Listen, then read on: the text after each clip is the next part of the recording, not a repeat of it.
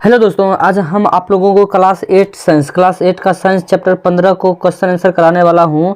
समझे ना। 15 जिसका नाम है जंतुओं में प्रजनन। इसके सारे टॉपिक को समझ के उसके बाद इसका क्वेश्चन आंसर करेंगे। समझे ना। देखिए, अगर पहली बार आप हमारे चैनल पर विजिट किए हैं तो आप हमारे चैनल को सब्सक्राइब जरूर कर लीजिए। चैनल को सब्सक्राइब करिए। समझे। उसके बाद इसको देखिए, अगर आप इस चैप्टर का PDF पढ़ना चाहते हैं तो आप हमारे मोबाइल नंबर 9576491415 वाले नंबर पर मैसेज करिए। आप मैसेज करिएगा इस नंबर पे। समझे ना। आपको जिस भी चैप्टर का PDF चाहिए आपको तुरंत मिल जाएगा।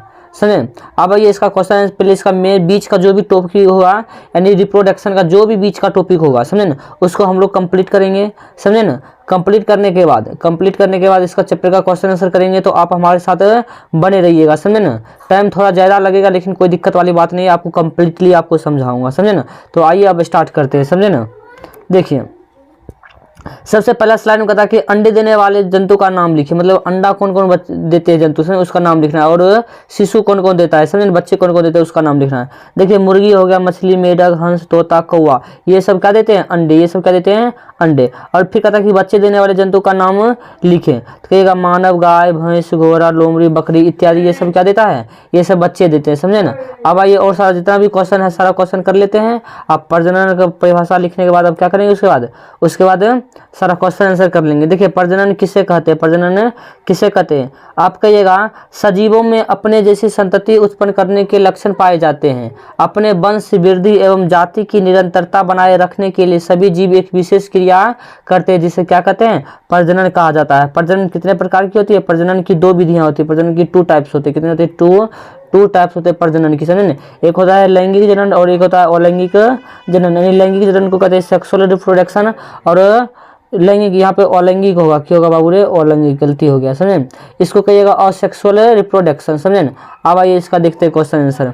लैंगिक प्रजनन क्या कहते हैं, लैंगिक प्रजनन किसे कहते हैं। तो आप कहिएगा प्रजनन की ऐसी विधि जिसमें एक ही जीव ऐसे अपने जैसे संतान उत्पन्न कर लेते हैं उसे क्या कहते हैं, अलैंगिक प्रजनन कहते हैं। जैसे देखिए हाइड्रा, अमीबा, बैक्टीरिया, ये सब क्या है, ये सब अलैंगिक प्रजनन का उदाहरण है। अब देखिए, हाइड्रा का मुकुलन एक अलैंगिक प्रजनन का उदाहरण। जो हाइड्रा का मुकुलन होता है वो कौन जनन का उदाहरण है, अलैंगिक प्रजनन का। समझे।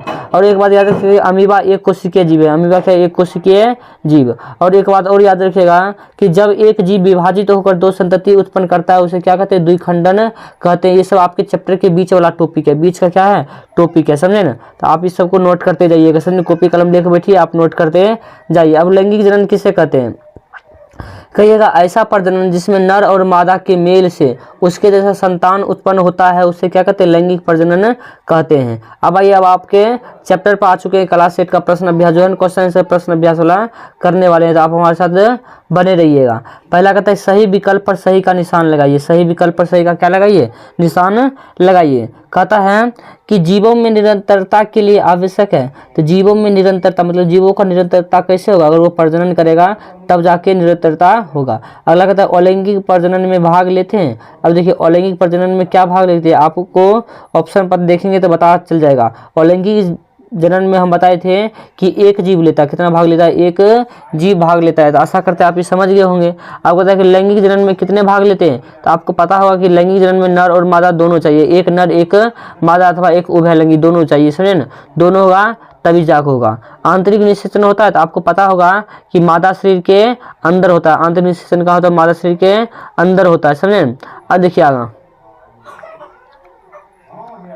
कहता है कि अगला कहता है मादा जननांग है। मादा जननांग गर्भाशय होता है। क्या होता है, गर्भाशय को क्या कहते हैं, मादा जनन अंग कहते हैं। आशा करते हैं आप ये समझ गए होंगे। अब कहता है कि सत्य कथन के सामने सही का निशान लगाइए और गलत कथन के सामने किसका निशान लगाइए, गलत का निशान लगाइए।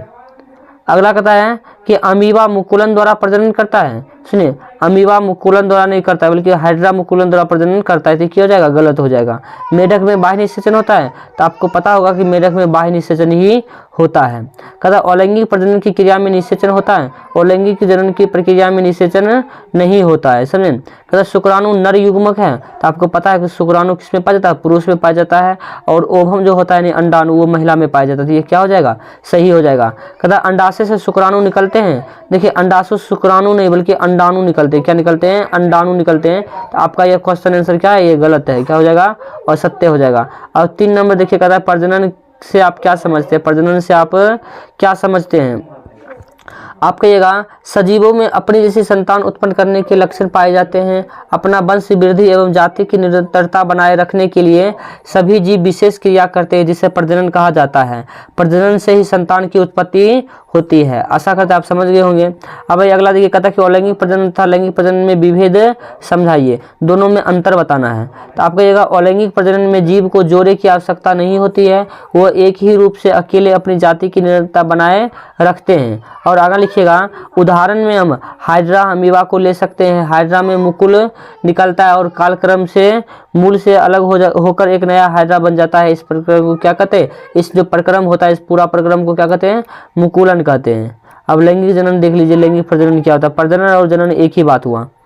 कहिएगा लैंगिक जनन में नर और मादा की आवश्यकता होती है। पुरुष और स्त्रियों में अलग अलग जनन अंग होते हैं। एक विशेष प्रक्रिया द्वारा मादा गर्भ धारण करती है और बच्चे जन्म देती है।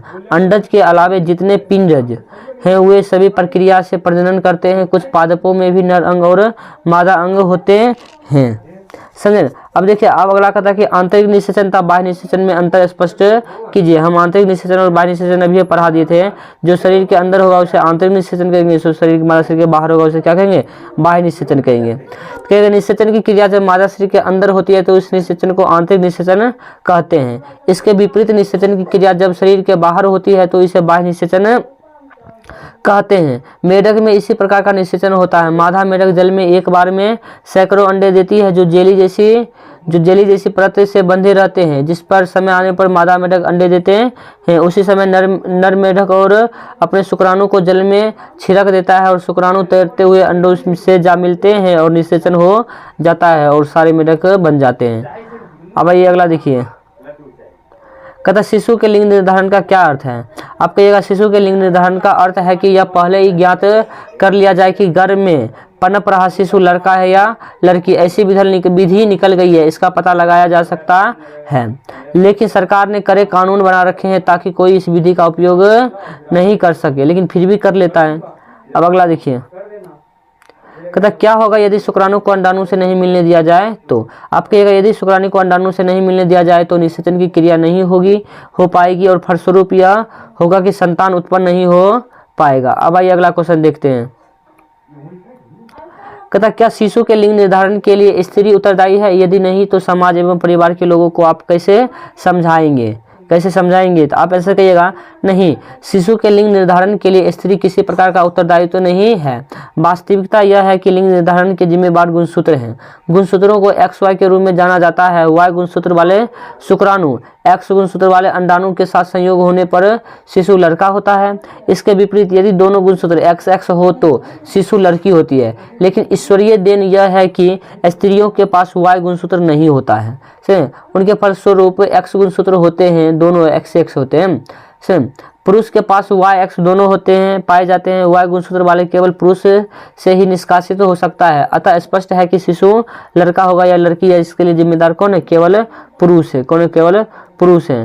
अब आइए कुछ महत्वपूर्ण क्वेश्चन देख लेते हैं जो आपको रहिएगा तो बहुत अच्छा रहेगा अगर आप पढ़ते हैं, समझे? तो चल देखिए, कहता है कि शुक्राणु किसे कहते हैं? आप कहेगा नर जनन अंगों में से एक जोड़ा वृषण, दो शुक्राणु ने लिखा था, एक सीन लिंग होते हैं। वृषण नर युग्मक उत्पन्न करते हैं, उन्हें क्या कहते हैं? शुक्राणु कहते हैं। आशा करते आप समझ गए होंगे। अब लैंगिक जनन क्या है? तब ये पढ़ाए थे, ऐसा जनन जिसमें नर और मादा युग्मन संलयन करके लैंगिक जनन करता है। लैंगिक जनन करने वाले जंतुओं में नर और मादा में जनन अंग होते हैं। कहते हैं क्या शुक्राणु एकल कोशिका जैसा प्रतीत होता है? कहिएगा हाँ, शुक्राणु एकल कोशिका जैसा प्रतीत होते हैं।